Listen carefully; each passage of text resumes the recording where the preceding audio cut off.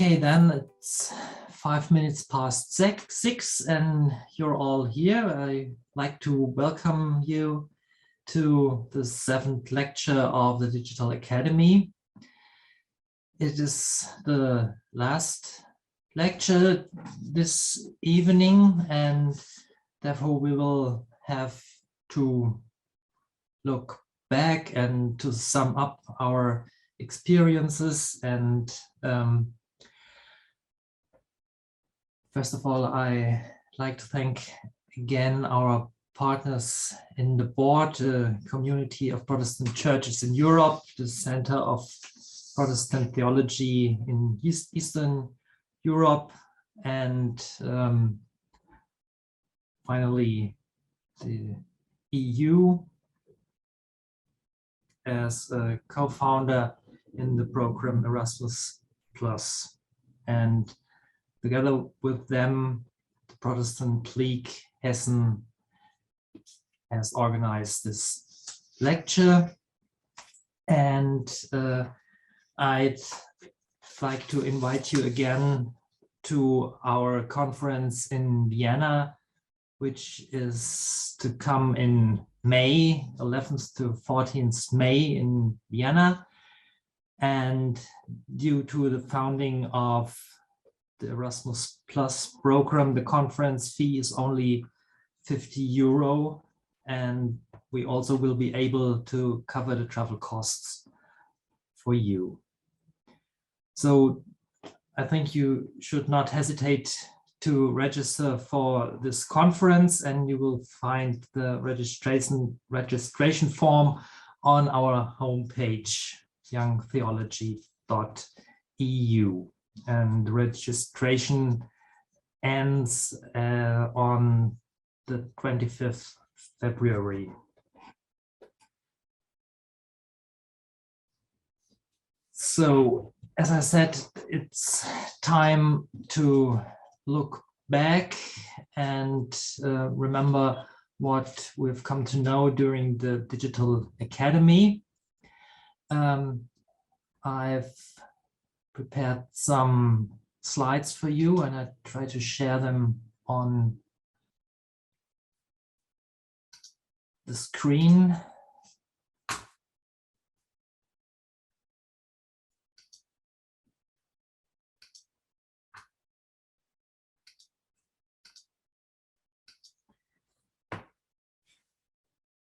Protestantism between nationalism and cosmopolitanism is the subject we discussed about, and we had several lectures since November.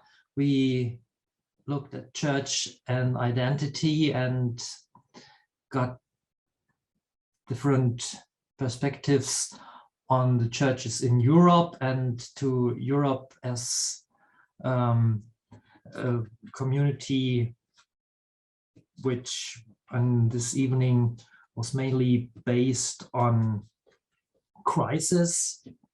And we looked at the variety of Christian identities in ecumenical perspectives. We had lectures about Protestant churches under the influence of nationalism and looked at historical examples and the development of the combination of Protestantism and nationalism, especially in the 19th century. We had a lecture about one church and the plurality of languages and ethnicities.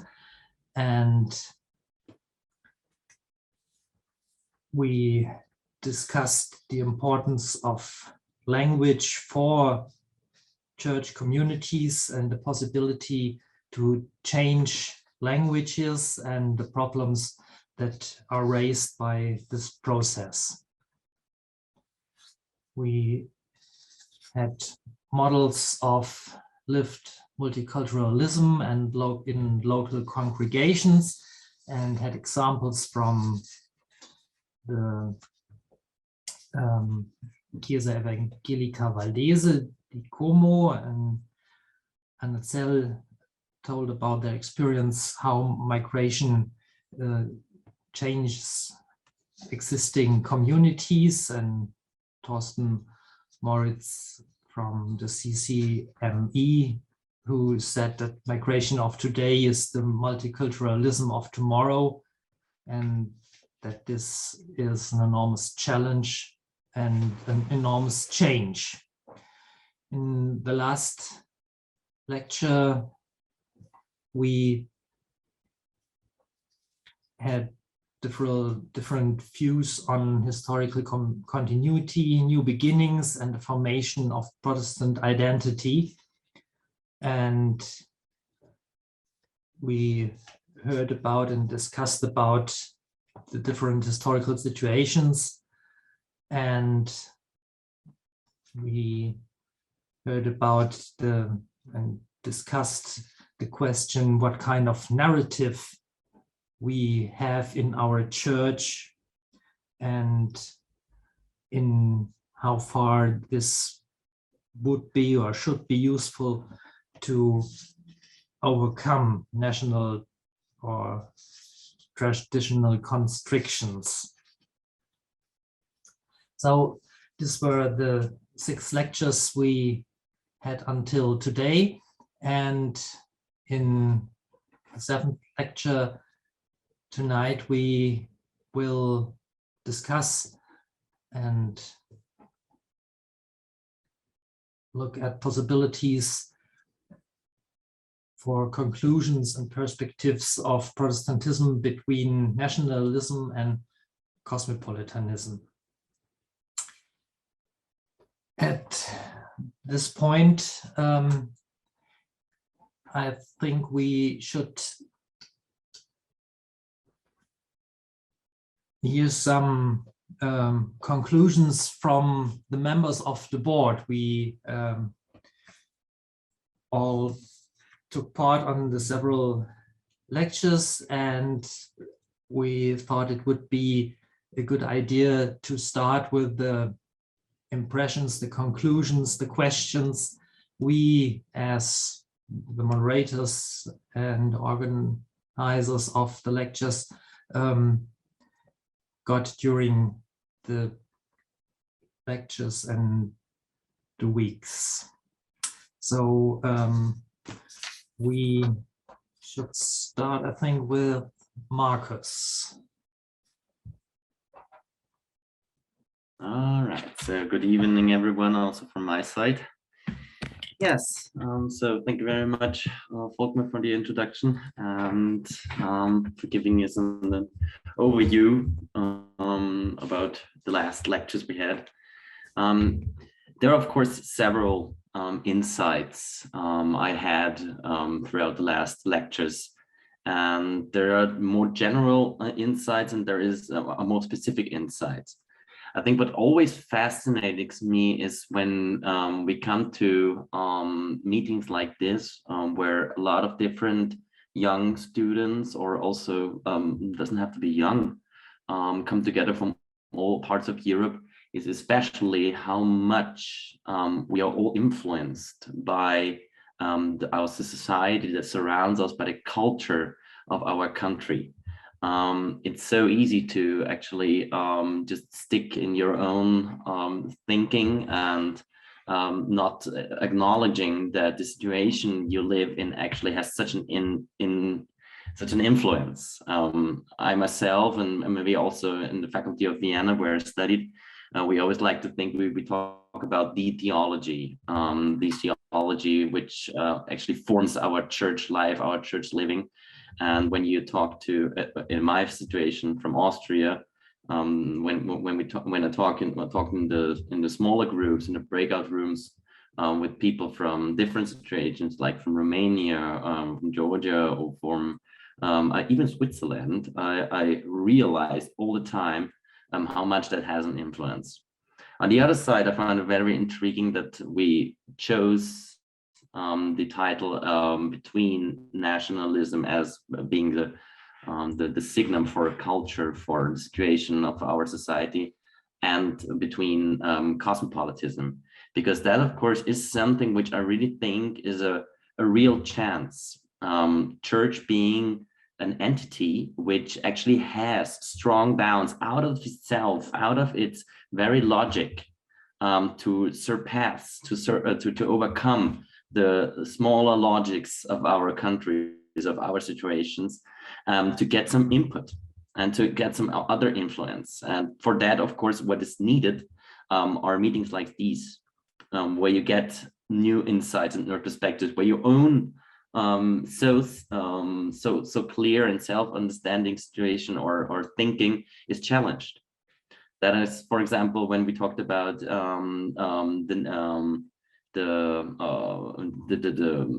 national anthem. If we sing it in church, that was something where I almost shouted out, "Of course not!" And well, then I realized, oh wow, in other churches actually, it is part of the common prayer book, and that fascinated me. And the connection that the national anthem itself can be of strong religious content.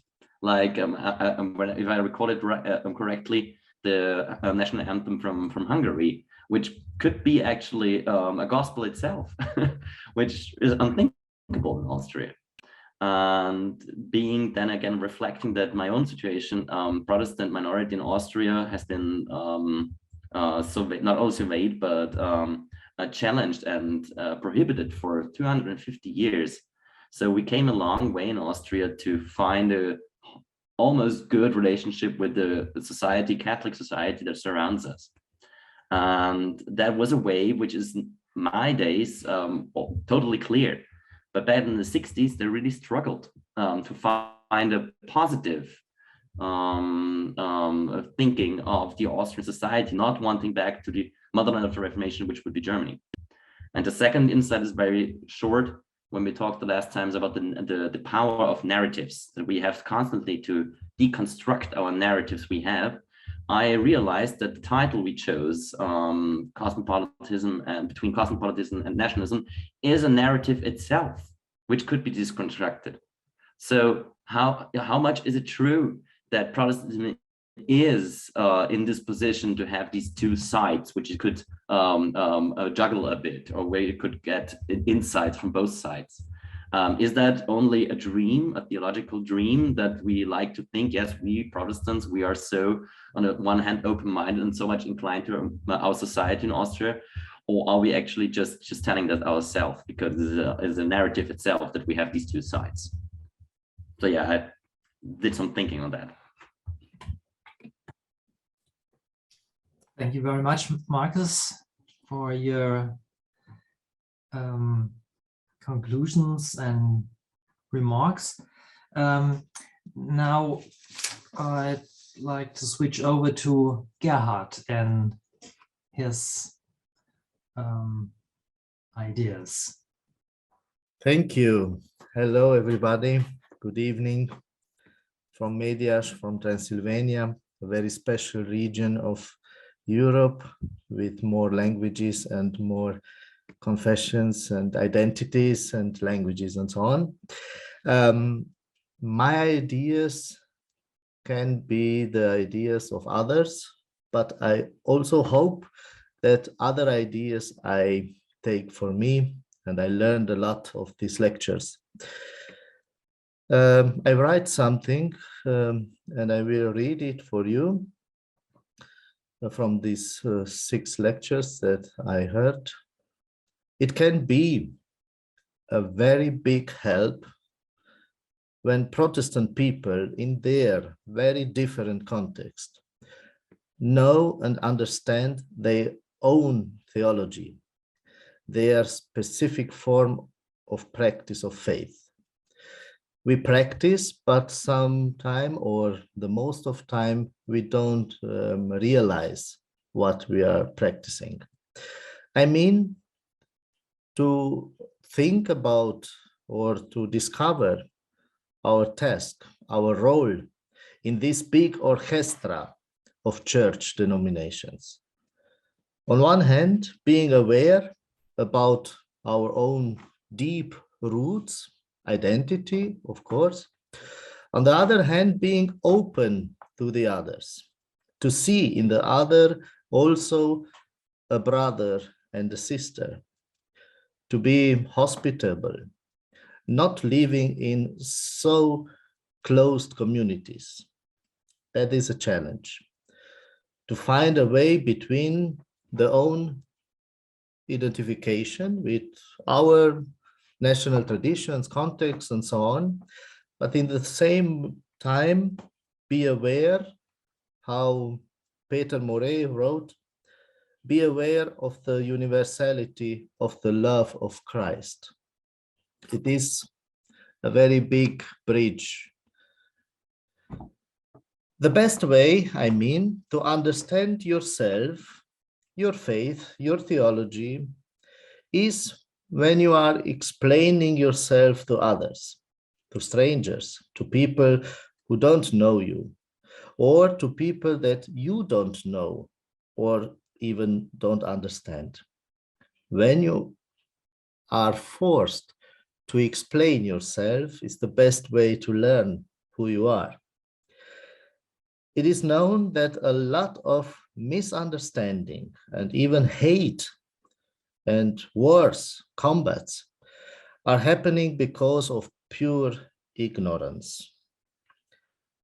I liked what Professor Tobler said. I like this invitation. Don't be afraid to take the risk of the dialogue, because we all need bridges. And here in Transylvania, we say we are living in a reconciled diversity, versöhnte Verschiedenheit, reconciled diversity. But we are learning every day. We are not at the end. It is a journey. We are experiencing it in our life, even through crisis. I like very much also this thought of the role of language. Language is more than a very good practical medium of communication, because language shows identity, express our belonging. I have experienced this very good, even if we, or through the English that we all practice now. I have experienced this in our lectures, in our discussions, that language is very emotional. But it is necessary to define what it is brotherhood and to practice ecumenism, even an inner evangelical ecumenism. We are thinking of ecumenism between very different churches, maybe, but it is more than a dialogue between very strange and different people. And finally, I want to repeat idea. The faith we have in common defines us as Christians, not primarily our national or ethnic differences. The journey is not finished. Thank you. Thank you, Gerhard, for your conclusions. And now I'd like to ask Oliver about his thoughts. Yes, thank you, and good evening to everybody. I was aware that we, as a team for this digital academy, had our ideas what we wanted to put into this cycle of lectures of the digital academy, and not everything was as we planned it. And I want to give one example, especially for, the example is the title of the third lecture. It was the lecture of Peter Moret, where we thought of a lecture about Protestant churches under the influence of nationalism. And this takes, in a certain sense, nationalism as something for granted, as something which was there historically, and different nations, different churches just went through this period of time. But Peter Moret showed us that it was even Protestantism and the Protestant churches and the remembrance of the Reformation which formed national movements and nationalism. So it was, it is a relationship in both directions between Reformation, Protestantism, the remembrance of Reformation, and the national movements and the formation of nationalism.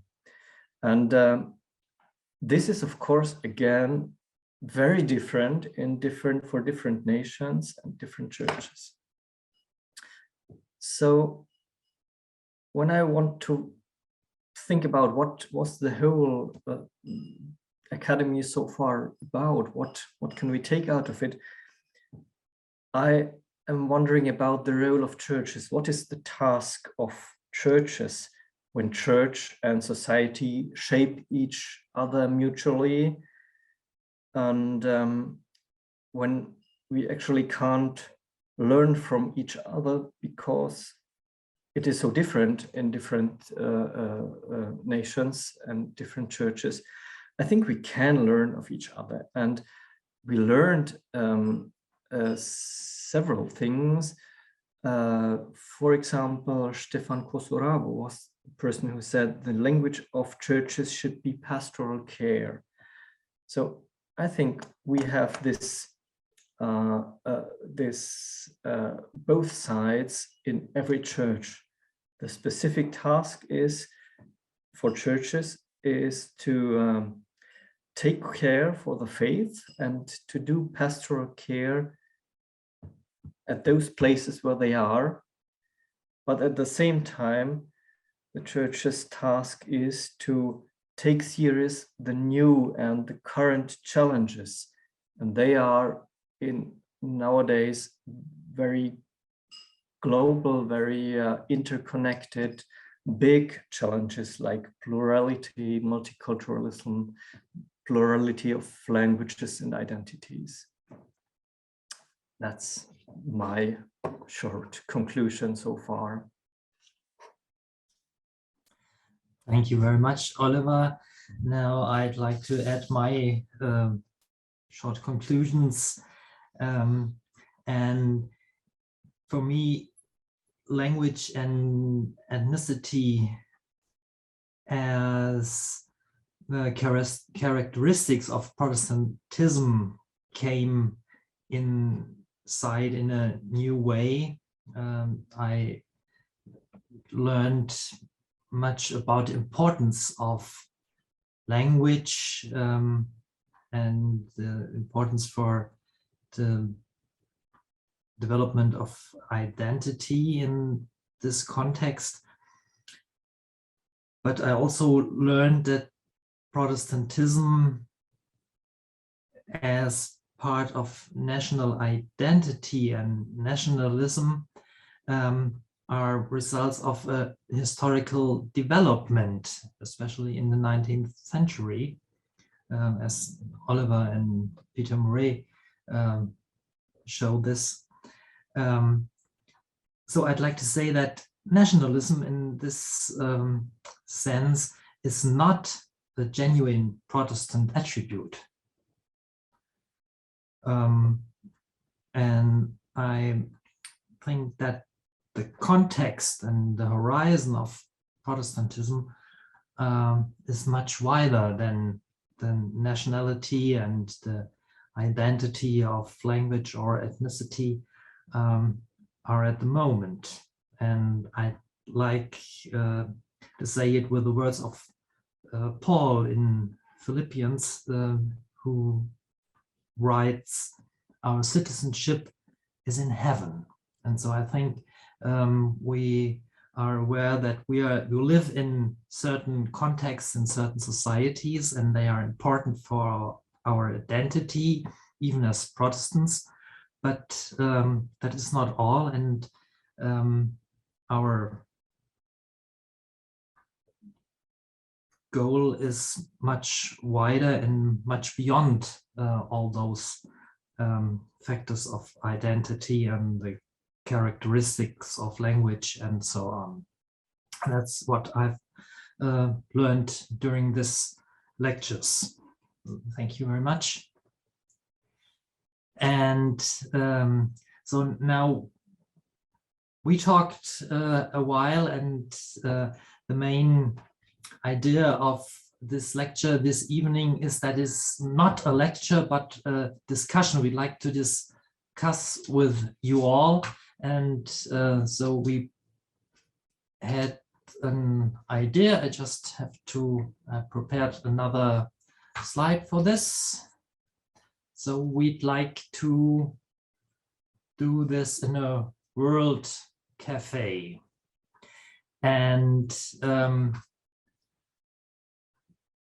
the details of this World Cafe will be told by Marcus.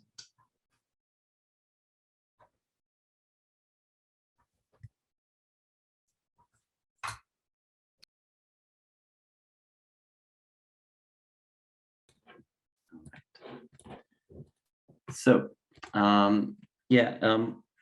just a quick question before we do that. Are you all familiar with the method of the World Cafe? Or is there, let's put it that way, raise your hands if you're not.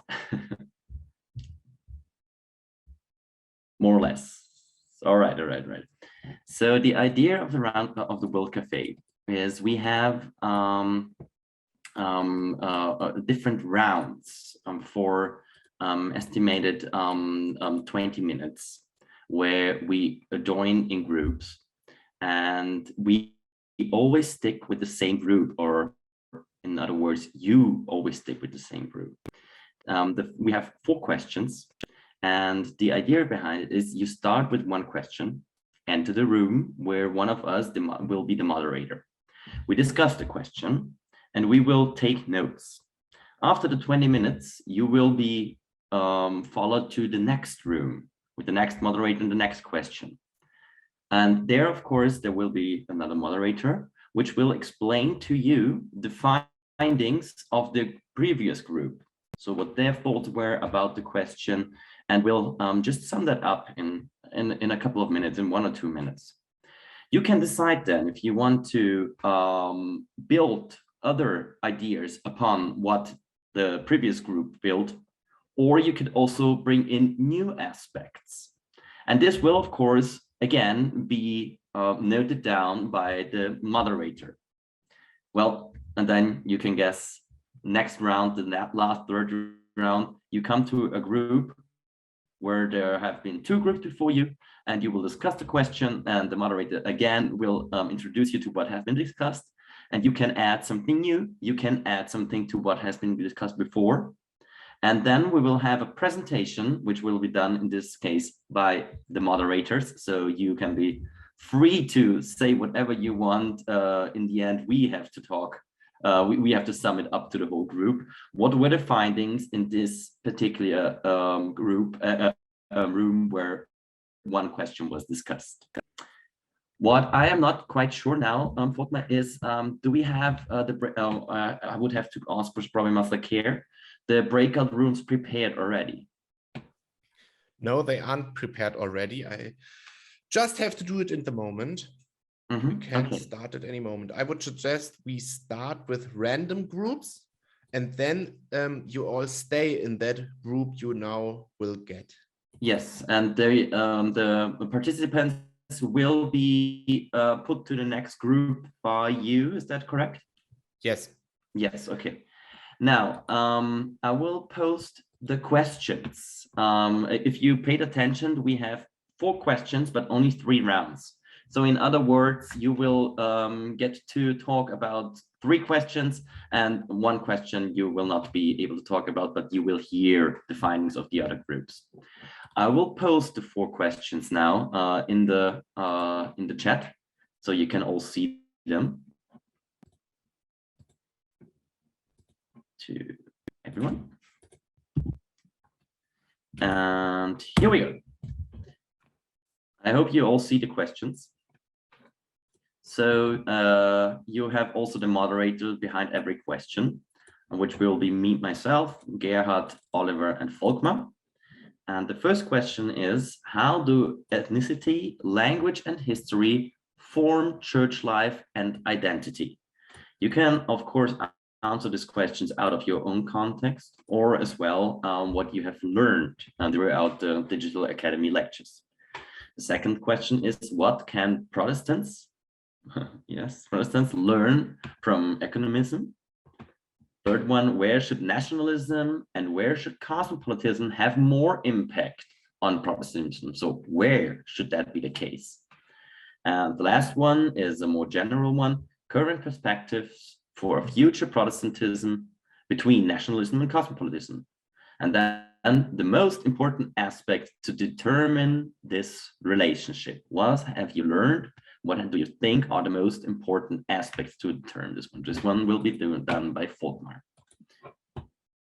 Now, I have to ask Master Care again. We received a link, or ask everyone, did everyone from the team receive the link? Yes, of course, and that is good. And that will be our kind of our tables, as far as I understood it, where we note down what are your findings. Is that correct, Mr. Kerr? Yes. Yes. And the clue is, if you all use this board function, at the end, we can put all the 4 boards together in one big board. And for the final conclusion, we can all look together to this one big board with all the summary of each one of the cafes. One big board. Okay. Yeah, no. Okay, so I will I will note down whatever comes on this board. All right. So any questions to the method? Anything you want to hear? Anything you didn't understand? Of course, the moderators will explain as well, but anything we have to discuss in this bigger group now? I think not only the moderator can write on the board. Marcel told me that all can write. Well, that is definitely an advantage. All right. Yes. Yes, because yes. usually in the World Cafe, you write down the way you wanted to put your findings, and I have to remember in my case whatever you meant by that. Okay, that's great. Okay, so then any other questions or any remarks? Well, that doesn't seem to be the case. So yeah, looking forward to whatever we discuss in the groups. And as I said before, 20 minutes per round. We have 3 rounds. So that means see you all around in 1 hour back here. And yeah, in this case, I would ask Mr. Care to put us into the different rooms. Okay, let's go. So welcome back from the breakout sessions. I hope you have had good discussions and new insights.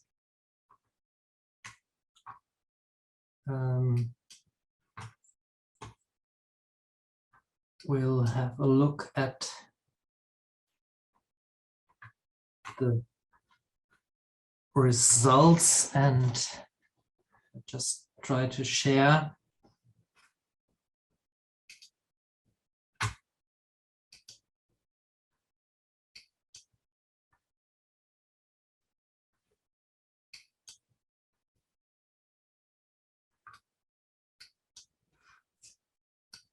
A lot of ideas.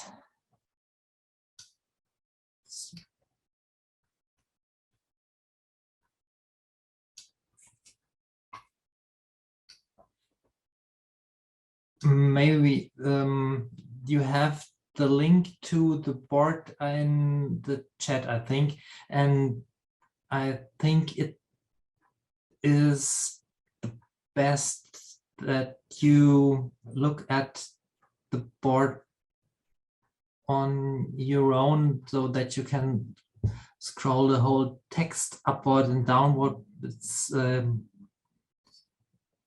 easier if you do it on your own than I do it for you, because everybody reads in a different speed and will take more or will need more time than others. And what I'd like to discuss is if there are similarities you find, differences, what do you which impression do you get when you read all the notes? Are there some aspects you think that maybe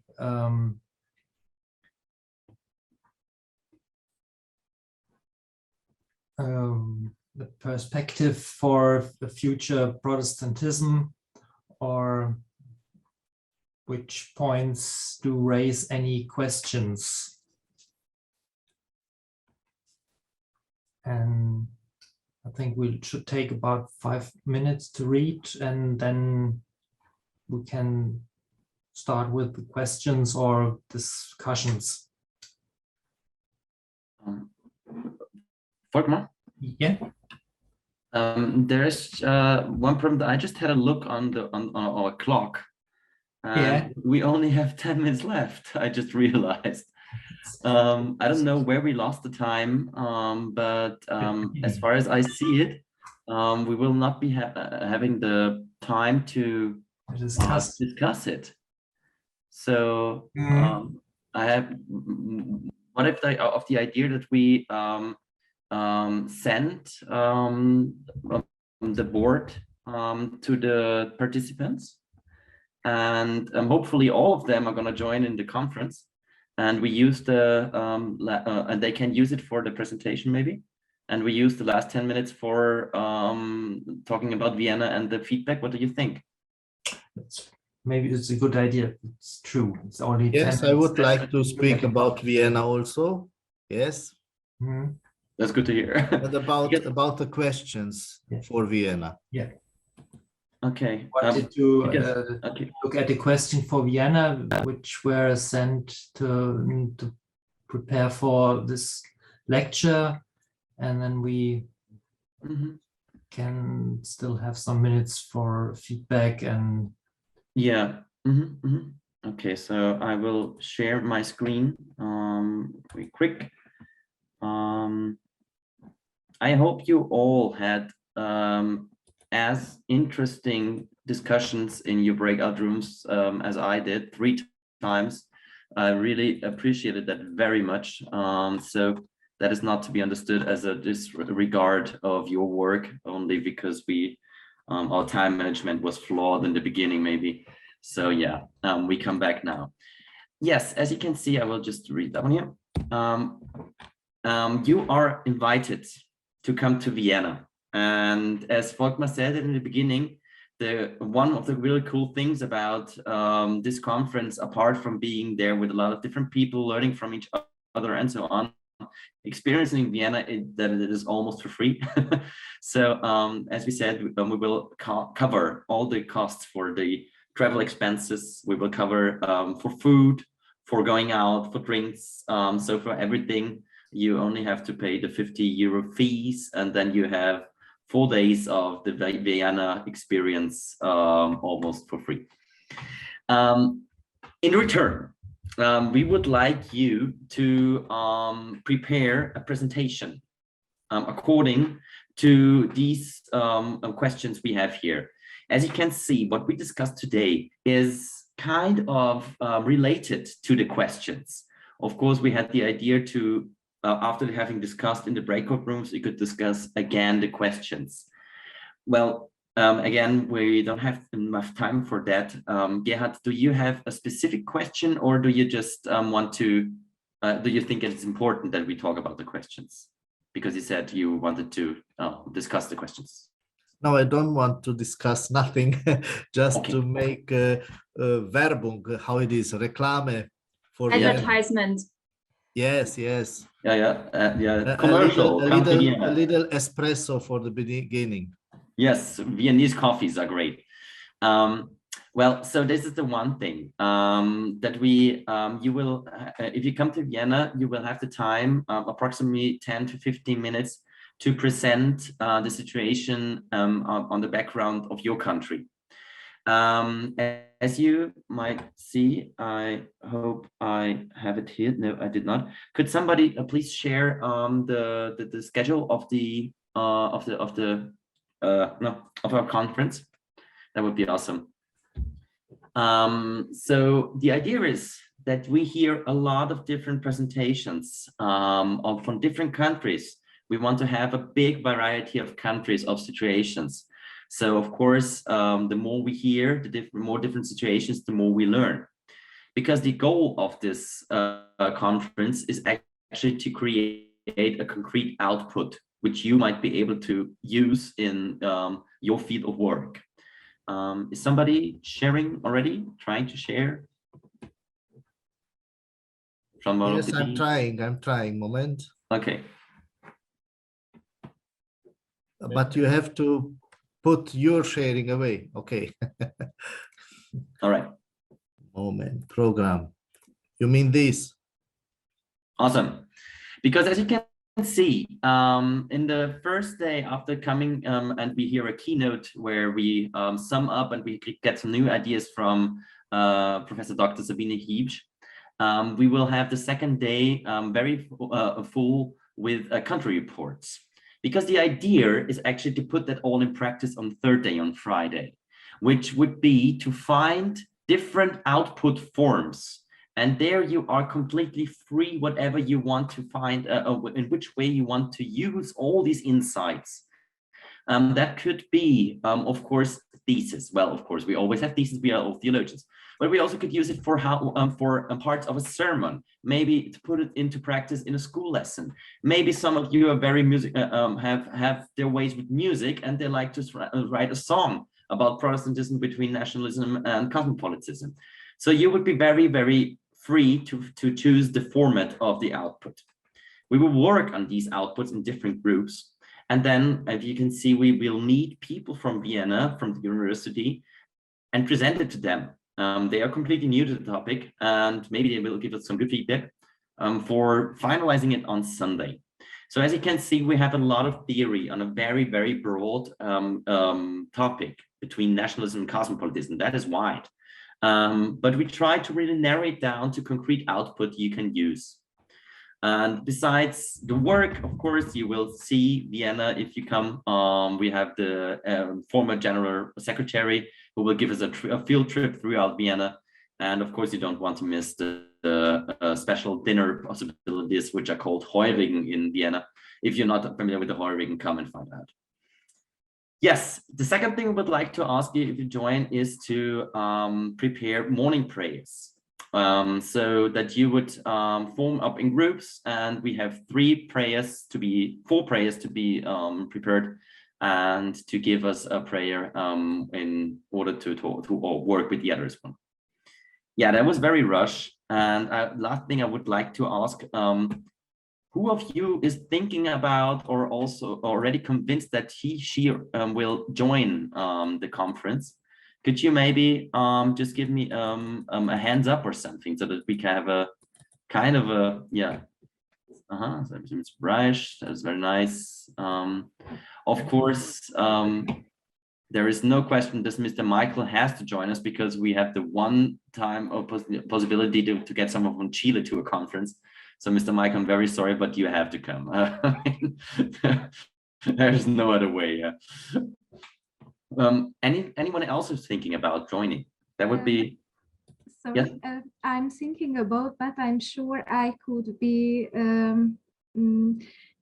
I must come back on Friday, or should I apply or not? Or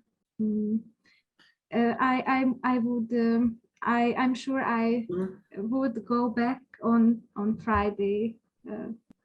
I couldn't. Yeah, thank you for the question.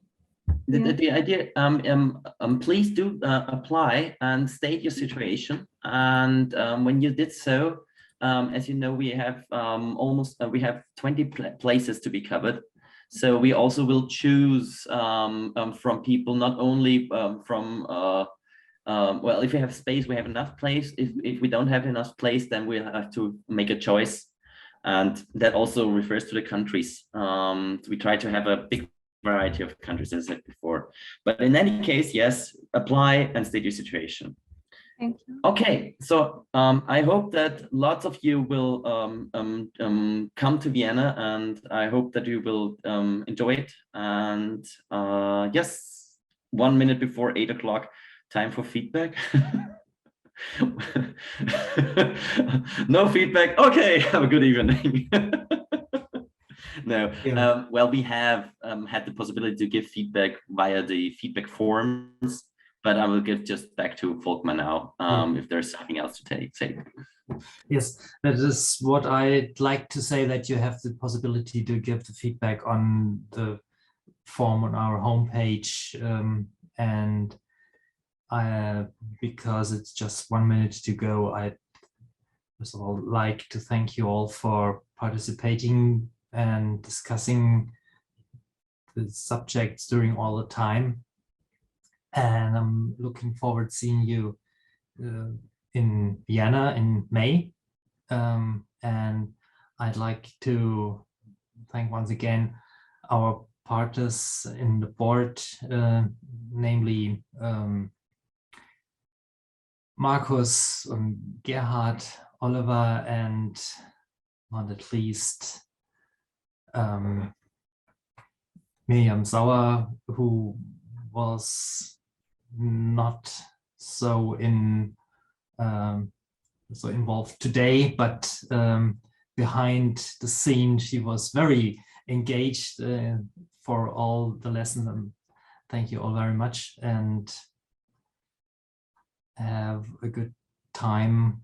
I think we will have to look how we manage it to send you the promised certificates for participating on the Digital Academy.